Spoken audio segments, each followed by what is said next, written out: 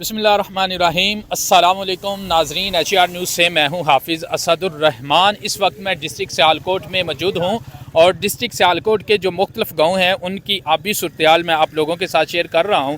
इस वक्त मैं डिस्ट्रिक्ट सियालकोट में हूं और यहाँ की जो सूरत है आपको मेरे बैग पर पानी नज़र आ रहा होगा। इस साइड पर देखें अगर, तो ये डिस्ट्रिक्ट सियालकोट का एक गाँव है कोटली दासू सिंह। इसको जूम करके थोड़ा दिखाइएगा कि वहाँ भी गाँव में पानी जो है वो दाखिल हो चुका है और किस तरह आपको नज़र भी इस वीडियो में आ रहा होगा कि हर तरफ जो है वो पानी ही पानी है।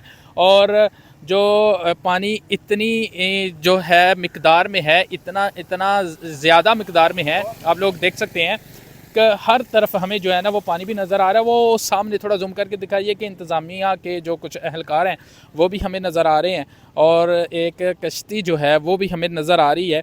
आप देख सकते हैं तकरीबन पूरा जो गांव है वो ज़ेर आब आया है।